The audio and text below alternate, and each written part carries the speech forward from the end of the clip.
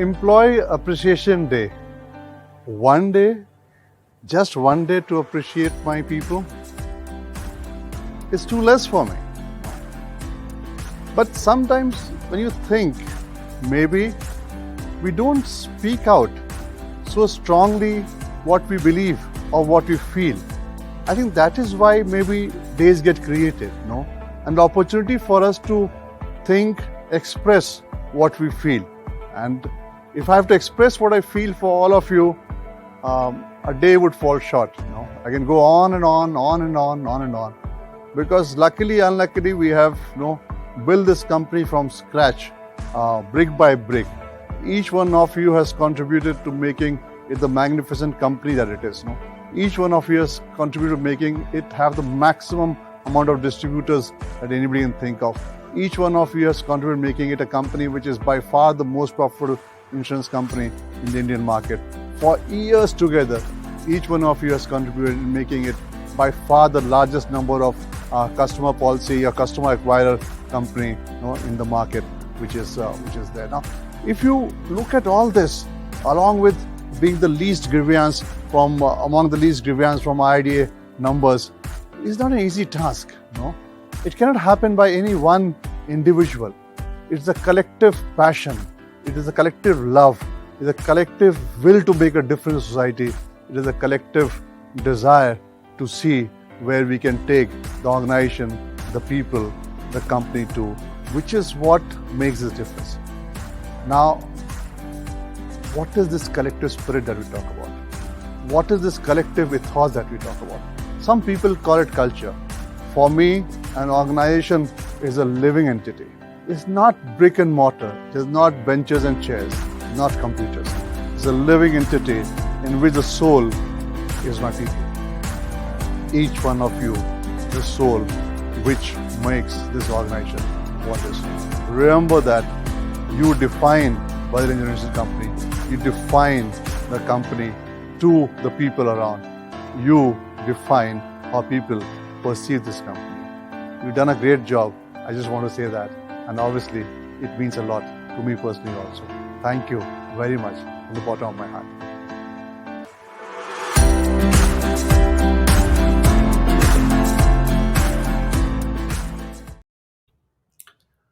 A very good afternoon, everyone. Today is Employee Appreciation Day, and normally we would do a town hall, and we would get people to ask questions, and we try to answer that. But I thought let's do it a bit differently this time. Let's do a town hall, but let it be on LinkedIn, open platform, live. So any employee who wants to join in, Vikram is there to help get them all in. Ask any question you feel like, and I'll try my best to answer it, and see what can we do better or see things differently and what can be done.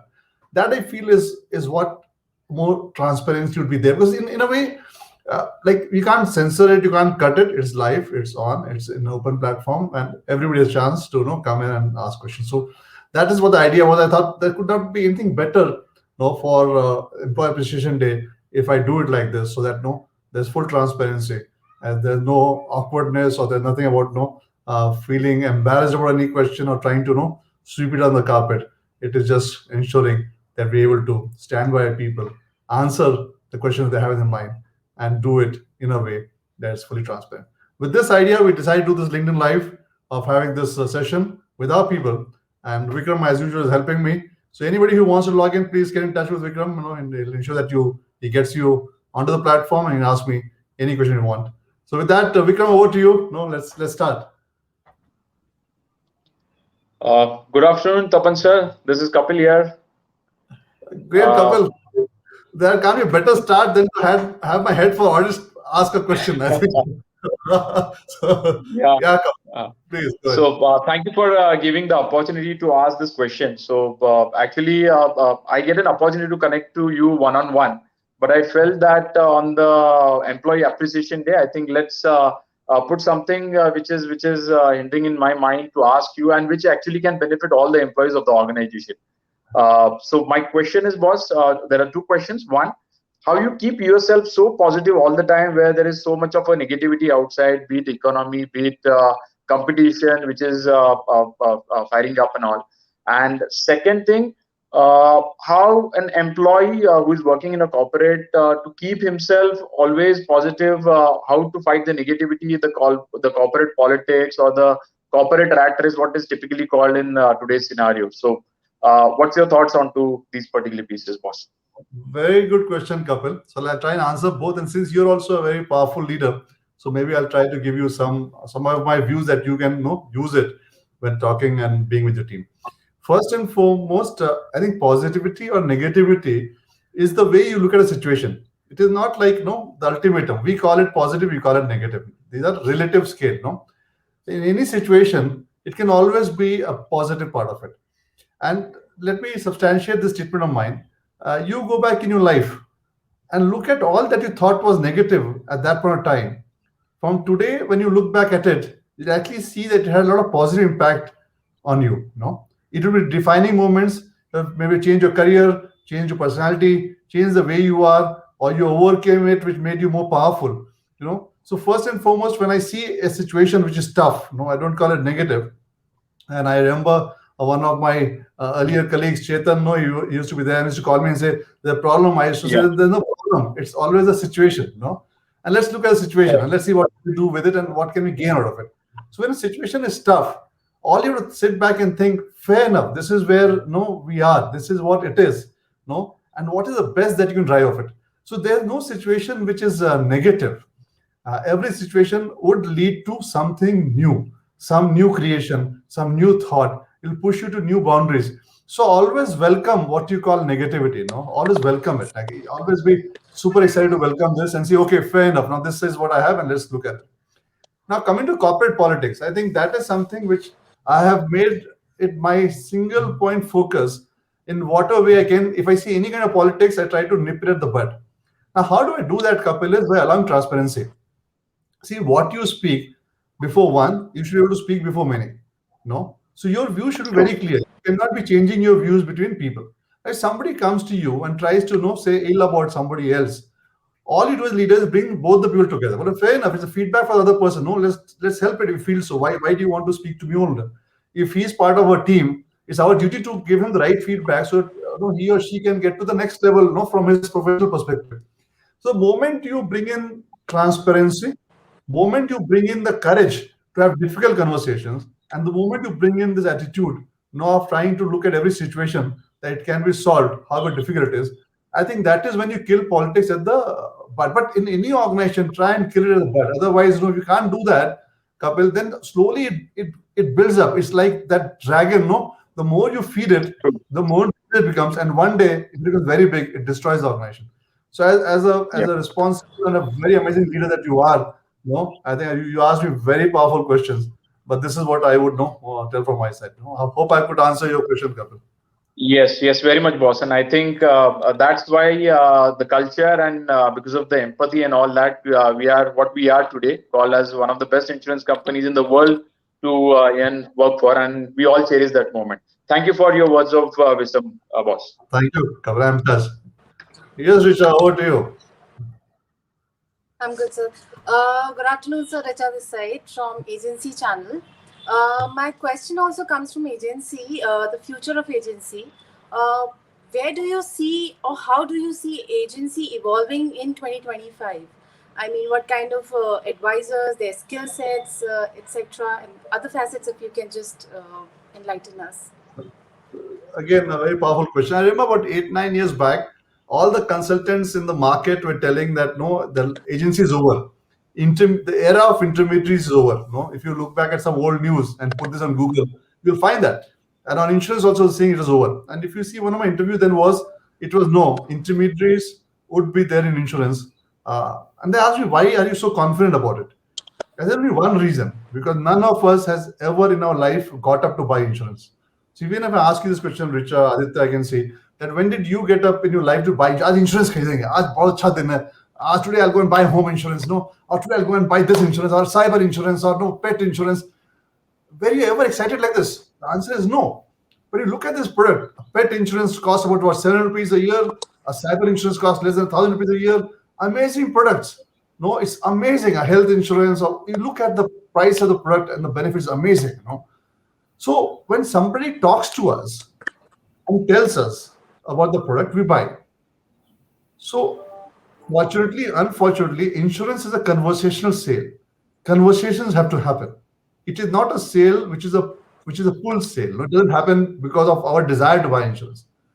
When you have conversational sale happening, agency will always be there. That's the first thing. So never in our mind we should have this doubt whether agency will be there or not. Agency will be there. The way agency exists will keep on transforming. No, because if you look at customers, they've got used to the digital way of buying. They've got used to buying in which they click on their phone and sale happens. No? So let's say if I'm an agent, I should be digitally very strong. When I talk to the customer, instead of sending him paper to sign, I should be able to send him a message in which he's able to read the clear points, and we should try and put it very simplified, couple of points, understand what it is, what the risks are, and then he signs. The customer is so used to it. So the era of putting papers, asking millions of paper to sign, the era of complicated wordings, the era of an agent carrying a briefcase, that era will get over. Conversations will remain, and the way sale happens will change, at a very hyper speed, because that is what the customers are used to. In fact, it will also be like we're talking right now, and you get convinced that this is a product you want. Right now, I should be able to send you a text, and you should be able to buy it, Richa. Why do you want me to come over to you in this COVID times, and risk you, with something? You should be able to do so. So I think those are the ways that you should start thinking about developing agency more and more. But put high focus on developing agency, high focus on creating employment. One of our objectives in our company is that we should create employment for 1 million people. So I'm so thankful to Richard. You're part of the team which is fulfilling the desire of us to create employment 1 million people. Don't forget that. Bet on agency, but make them digitally very, very savvy, and ensure that our products are very simplified for the customer to understand. And we have those kind of messaging which can go through. And the customer is used to buying online, and they should be able to buy that in that. So if you mix the two together, you got it right, Richard. That is the way I look at it. I will answer your question, Richard. Yes, very much, sir. Thank you so much. Hopefully, it will become from a push to a pull product. Yeah, that is what you young people do. No, get that thing on. I'll be super excited. No, and that's why I love when youngsters challenge this kind of philosophy and try and bring out some new thoughts. Push it up, Richard. Bring it to that philosophy. For the industry as a whole, will become very good when customer get excited. आज मुझे pet insurance खरीदना है. Today I bought this lovely dog. I don't have insurance for it. I'll buy it right now. No, I think when you can get it to that stage, Richard, I'll be very, very proud of you. No, so please keep on pushing on that objective. Thank you very much. Thank you so much, sir. Yes, Aditya. A very good evening, sir. Sam, my name is Aditya. I'm the vertical head for the Inbound Contact Center, sir. So my question to you is, sir, as a young professional, sir, who just started his career, Sachet Products is, which is very intriguing and exciting for us. So, sir, I wanted your view, sir, when, how the market will perceive Sachet Products in future, and when, it will be an accepted norm. So, sir, I wanted your views on that. Yeah, I think again, brilliant thing. A lot of people are dabbling with sachet products. If you look at a lot of e-commerce players, a lot of players which are online, they're looking at sachet products, and it's a remarkable transformation for the industry. I'll tell you why, Aditya. If you look at let's say the fire policy and the wording, you'll be surprised. Can you guess how many years this wording has remained? The fire policy or the product, how many years is the shelf life for it? So 10 years in my factory. Yes. It will be close to 200 years. If you look at, let's say the marine policy, it will be close to 300 years. So for industry which is used to product will last for hundreds of years, Aditya, we're talking of products which are sachet and which may not last more than a week. It's an amazing transformation which is happening. I think it is super exciting. And obviously, because the industry has been so used to these traditional products, for the industry to shift to sachet, I think still, my belief, there's a problem. What is the problem? We're still trying to break down the original products to smaller segments and give it a sachet. That's the first problem. We're not innovating. The second problem is, since the sachet products are very low cost, the commission is very low, so it is not something which will be sold through the regular distribution. Will get sold through e-commerce and these kind of platforms, which is digital in nature. So now the problem is we are trying to force fit a particular type of product to a particular distribution from our thinking. And this is where, when we have young professionals like you, You should be thinking from a customer perspective. What is the customer's risk every moment of his life? No? Or the future risk with the customer will be seeing it. The sachet product should be available just before the risk, and it should get over by the time the risk is over. Let me give an example. Moment I leave my house, my chances of burglary with the house goes up. And when I come back, it's again secure. Why should I pay for the whole year? Now, when I leave house and I get down on my car, and I drive the car, then the moment of risk for my car is there. Why do I pay for the car insurance for the whole year? No. Now, when I get out of the car and I'm walking, on the side path, then my risk of personal accident goes up. Why can't so? The sachet product is an ever-flowing product. The day you can reach to that kind of scenario, Aditya, that day you arrive with sachet products. Not the way that you see it today. No? But does it have a future? It does have a future. It is for the innovators who are able to bring it to that kind of level and that kind of convenience, where they're able to predict the risk and offer it to customer, and the customer keeps on swiping. You have the left-right swiping happening nowadays. The youngsters will be knowing it. Swipe left, swipe right. So if you swipe left for the product, swipe right, when it's over, you get to that kind of stage, you arrived, Aditya, from a sachet point of view. That is my feel. Have you able to answer your question, Aditya? Yes, sir, definitely, sir. Thank you so much, sir. Thank you. Kushagra. Hello, sir. Very good evening to you. My name is Kushagra Shukla, and I take care of global accounts underwriting. Sir, first of all, thank you very much for the opportunity, as it is always a great pleasure to interact with you. And I believe that my question would not only be relevant to me, but to the larger fraternity as well. So the question is, boss, you being one of the best leaders in the industry, according to you, which are the skills or the qualities that one should possess to make efficient transition from a middle management to a senior management and further transforming into a good leader, sir? I think the skill remains the same. It doesn't matter whether you are a leader or middle management or senior management or whatever you are. I think there's 2-3 things. Just remember this in my life, and this was taught to me by my father.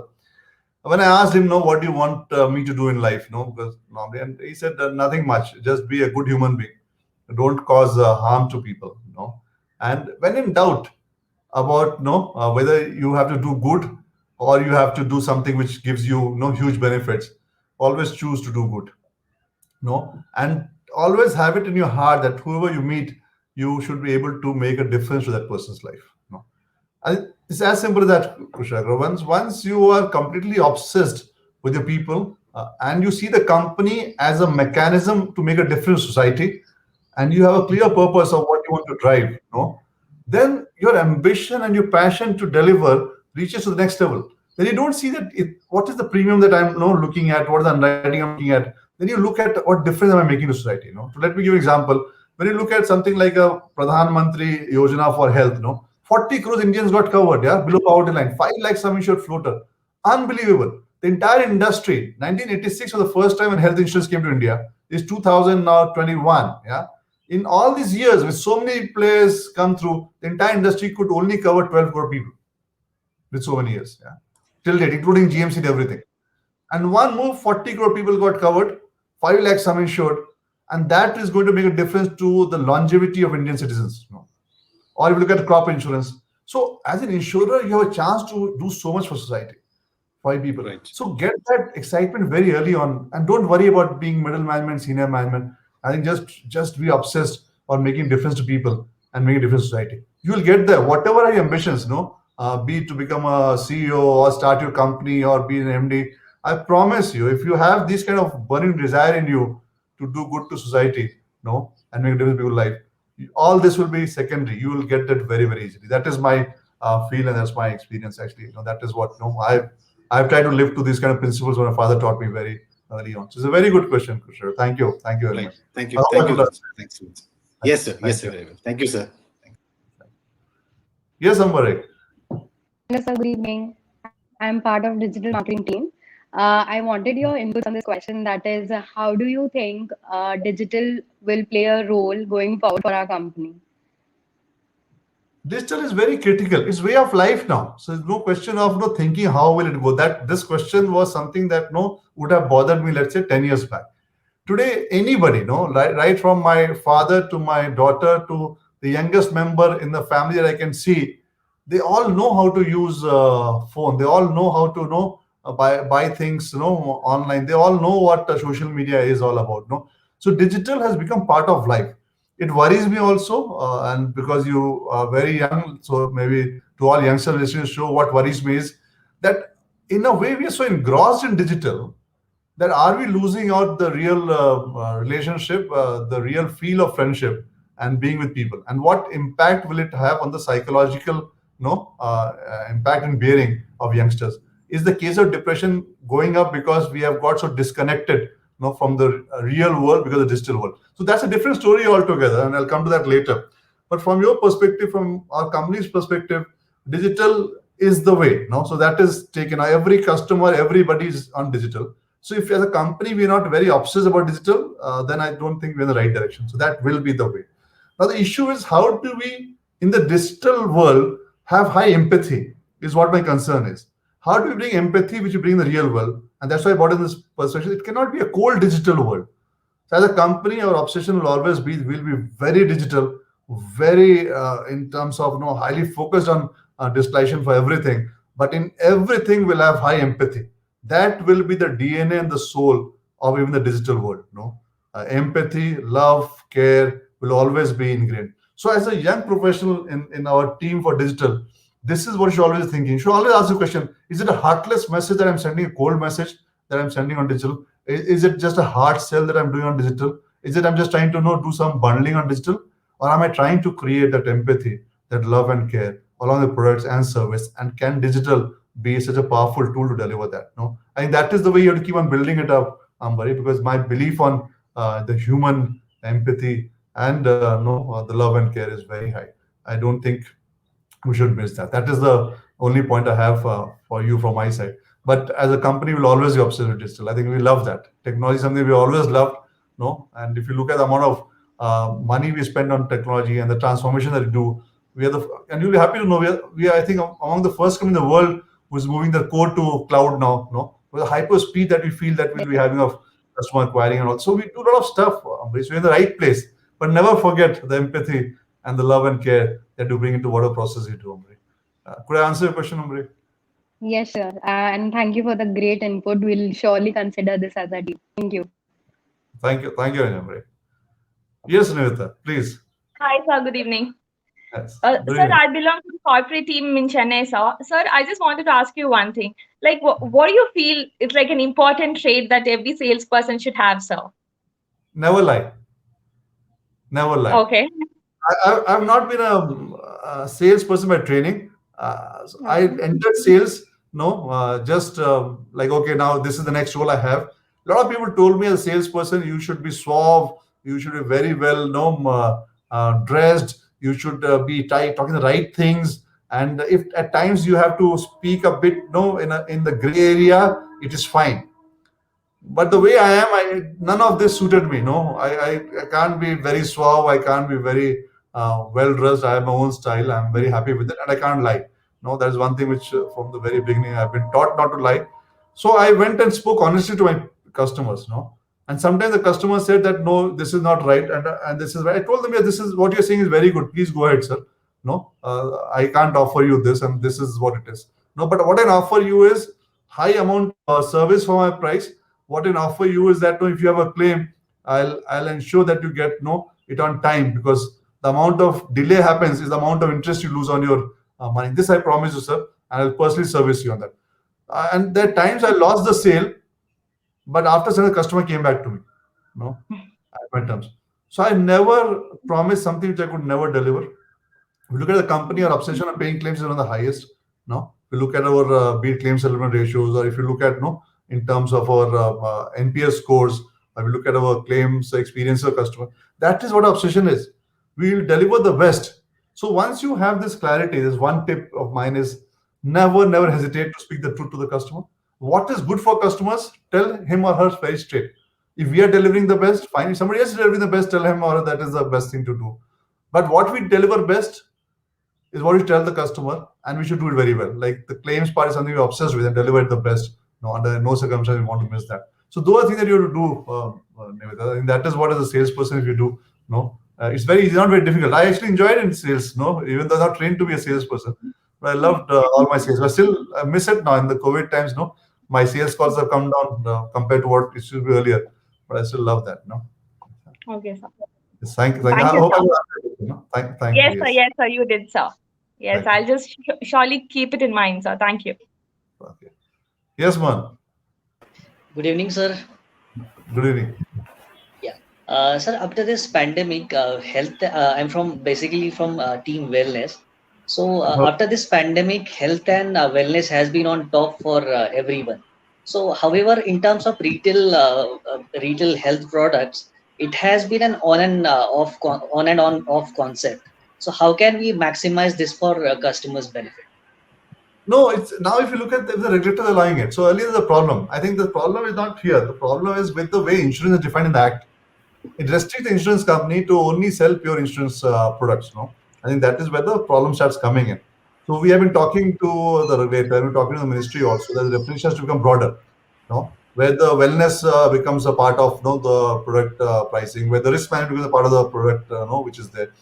Having said that, if you look at our regulator has taken a very strong and bold move for allowing wellness to become part of it. We as a company also filing it together.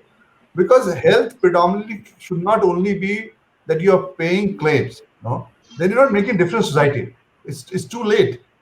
Our entire journey for a customer has to be to see how they remain healthy and how we are able to give whatever best facility, convenience to them in terms of the journey of the entire life. It is not about just one claims related product. So I think the health entire business will shift from just being a claim payer to being a part of the journey. So it's a very good question, Mohan. And as a company, we are on the forefront of it, and I'm happy to see the industry also is picking up with it, and the regulator also supporting it. So in the right place, the right time, Mohan.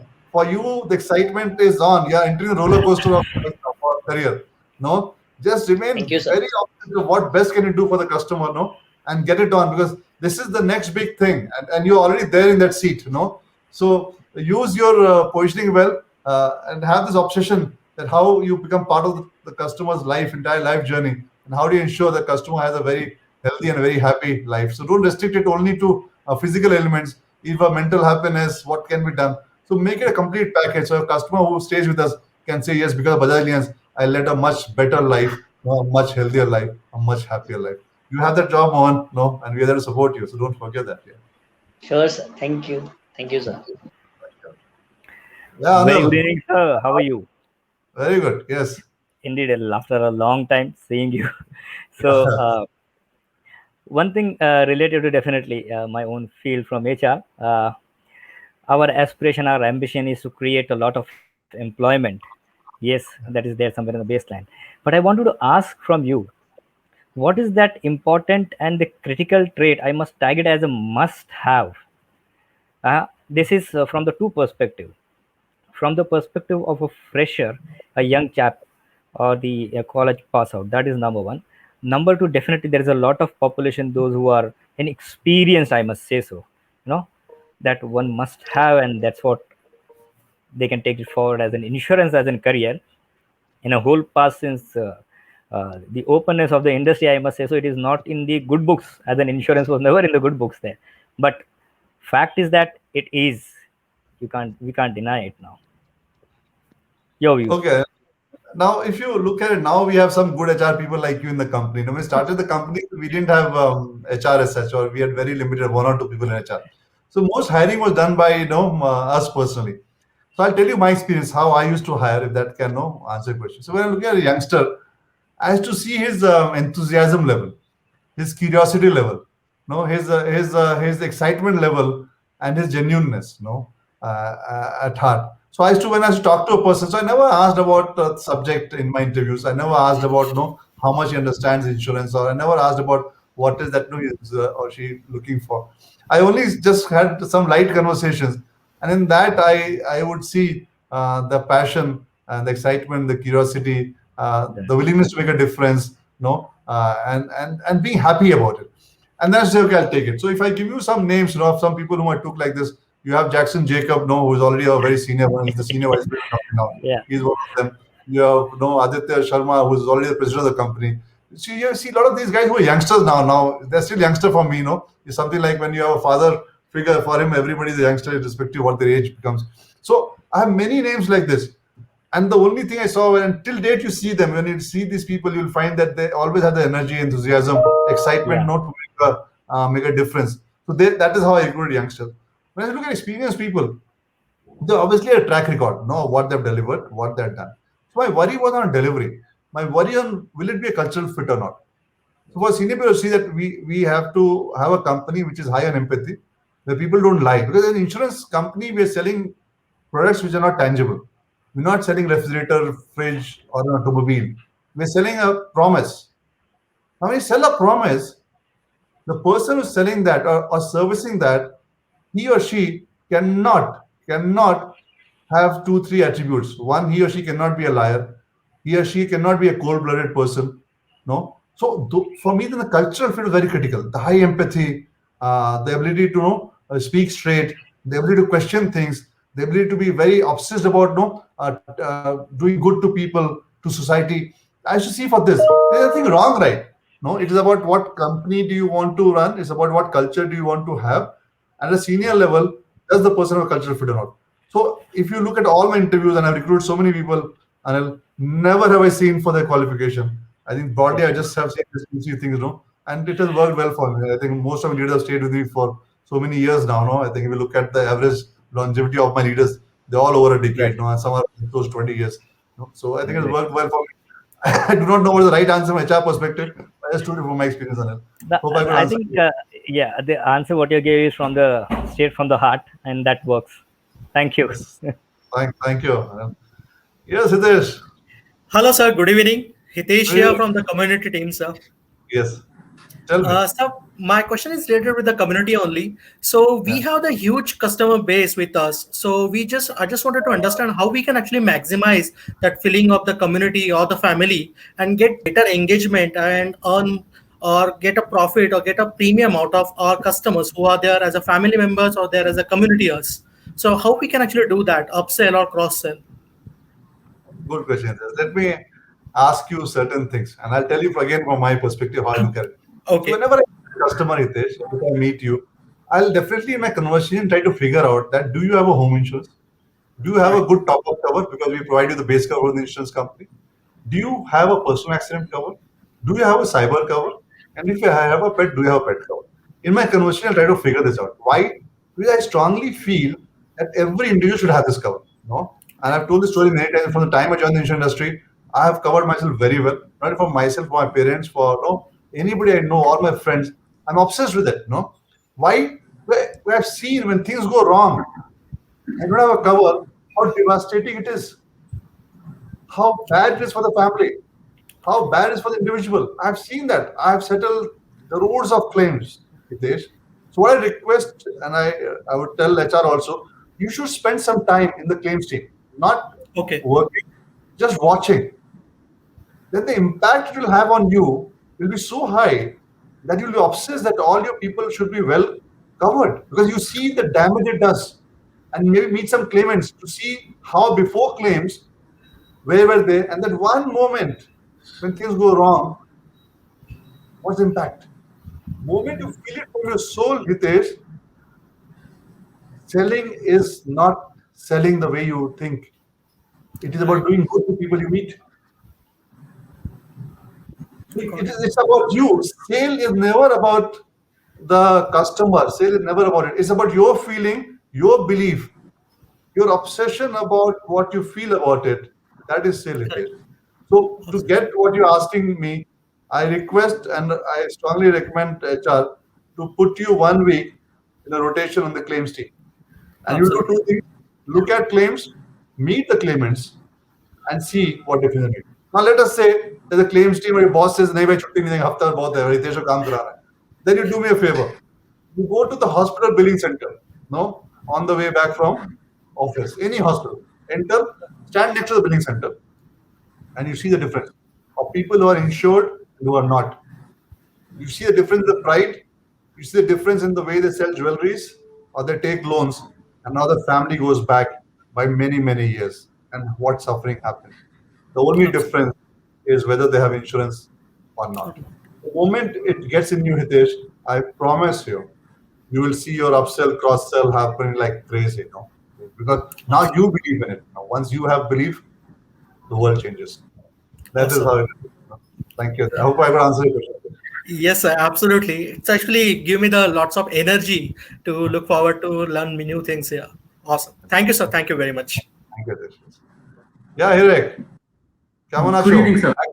এখনো বাংলা বলতে I grew up in Canada. কোনো ঠিক করে বলতে পারি। বলো। I remember telling you, sir. Good evening, sir. Sir, my name is Hirek, sir. I wanted to ask one question, sir. Sir, on the employee appreciation day, just wanted to thank you for all that you have done through initiatives like the CEO certificate appreciation. And so I just wanted to know what more can we do to push the morale up for people, especially in tough times like these which we have been going through, sir. As a good leader, Hirek, always lead from the front. No, see, it's like this. Let's say a war happens. No, there can't be a tougher time than a war. No, here at least in COVID, your chance of recovery is very high. No, if things go wrong, no, you have medicine, you have hospital. In a war, if a bullet hits you, it's gone. No, so let's look at it from a war perspective. The most difficult time would be a war. No, and you do not know whether you'll be alive or not the next moment. I think that is what it is. Now, how do you keep the moral high of your people there? No, if let us say the general, you tell your people, hey, you go ahead, I'll be sitting back. No, don't worry, I'll be very, very safe. You go ahead, you go fight. Or no, or the general shows fear in his eyes. Arey yaar, what will happen? They will kill me. No, or the general shows sadness. Oh, my family is away. No, what will I do? Do you think we can win the war? We can never win the war. So the motivation and the spirit of your people will depend on how you lead from the front. How motivated are you from within? How happy and smiling are you from within? And how do you show and make a difference? And how do you also take proper precaution? It's stupid to just go before the enemy and say, kill me, kill me. No, how do you strategically play the game? How do you take precautions? How do you lead from the front? And that's why you see I've been traveling, I've been meeting people. No, it is just to ensure that and doing all the precautions. You'll never see me without a mask. No, if I'm in a closed environment, less than 6 feet. You'll never see me that. No, come what may. No, so I take all the precautions, but I go into the job. No, and whatever may happen, as a leader, I can't be demotivated. I cannot be unhappy. I cannot be sad. I cannot be afraid. No. So leadership has its own challenges, and one of it is that you always have to have that energy. Whatever you have, your people will multiply it. If you have fear, your people multiply it 100x. If you have happiness, your people multiply 100x. Remember that whatever you have, your people will multiply it. So ensure that you want people to be motivated and happy. You bring that in you. They'll multiply it 100 times. Could I answer your question, Hirek? Yeah, you did, sir. I'll pass the information to my team also, sir. Thank you. Yeah. John, how are you, man? Long time. Very good, sir. Good evening to you, sir. How are you, sir? Good. Yes, tell me. Thank you so much, sir. As you know that I'm a part of Bank Assurance channel. Just wanted to understand, this year has been a difficult year for most of us due to the impact of COVID-19 on our economy as well as the economy of many countries. My question to you is, sir, what do you see? How do you see the next year is going to be for all of us as far as business is concerned? There are a lot of things which is coming up. So just thought, I can ask you this question. Very good question. So always look at history to learn also. It gives a lot of insight. So whenever we had pandemics, whenever we had world wars, after that, the economy really boomed. No, it's always like that. No, the resilience of human beings is always underestimated. The power of human beings to come back, bounce back, make a difference, always underestimated. The power of human beings to innovate, create something different is always underestimated. You will see all that happening. The years ahead will be so exciting, John, you would never imagine. No, I think as this gets over, and you already see that, the flurry of activities, you already see, people wanting to get back to it. So I think have huge faith on the human ability, and you will see it at play, John. It will be an amazing time. Take good care of yourself and your family, and ensure that that we your customers very well, and you're always happy the way you always are. Keep smiling, and these things see play, and this will be very interesting learning for us. The pandemic is the first thing that we have for the first time we're seeing it. We never saw a pandemic in our life. No, there's a lot of learning, a lot of things. But when I look at history and I look at every time some disaster was there, after that, there's been a huge surge of be it happiness, be it economic growth, be it innovations. So exciting times ahead, John. We'll have a great time. Thank you, John. Thank you so much. Answer question. Yeah. Thank you. Vikram, I already overshot your time. You had given me half an hour. No. So if it is okay, then do we close the show right now? And I would like to thank each and every employee who could participate and join, and all of you who are listening and watching. It's always such a pleasure to be there. And again, from the bottom of my heart, thank you very much. I think you make the difference. You make not only a difference to the company and to the customers, but make a difference to society. You are the ones who will be transforming India and taking it to the next level. So proud of each one of you. Thank you for your time. Thank you very much.